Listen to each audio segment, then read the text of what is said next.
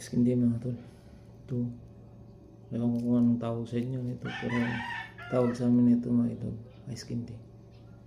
Nagbibinta kasi sila ng iskindi dito mga tol.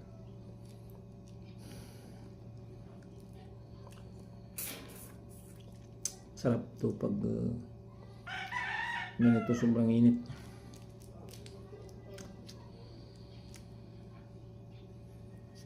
Tayo naman mahirap mga tol. Iskindi lang yung kaya natin. Yung mayayaman nito. Halo-halo yung kinakain nila. Halo-halo yung halo-halo sa Jollibee, halo-halo sa mga inasal yun. Kati nga iskindi lang. Ito yung mura. Basta mainit yung summer ba. Ito mga tol meron na ako ikwento sa inyo mga tol. Tungkol to sa vlogger ba na million na yung income niya. Million na yung income niya. Pero hindi siya nakapagtapos. Hindi siya nakapagtapos sa pag-aaral. Bali, kan ba? Mayroon mga komento na sabi nila million na yung income niya, ba't pa mag-aaral? Mayroon namang komento na dapat kailangan yung pag-aaral.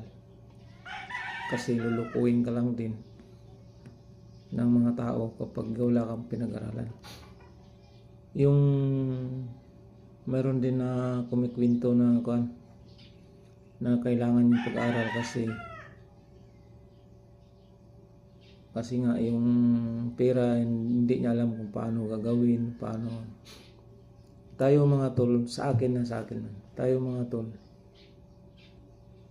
nagtatrabaho tayo, naghahanap tayo ng pera para mabuhay.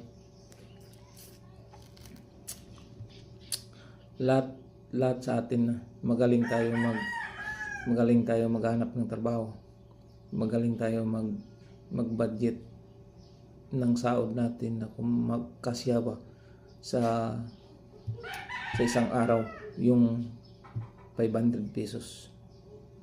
Siguro magaling na tayo sa ganon, sa pagbabudget, lahat magaling na tayo. Kaya ko sinasabi ito mga tol, kasi nga yung mga komento lahat may mga purpose sila, pero para sa akin, ba't mo kailangan pa mag-aaral? Tama na marunong ka na magsulat, marunong ka na magbasa. Tama na yun. Ang kailangan dito mga tol,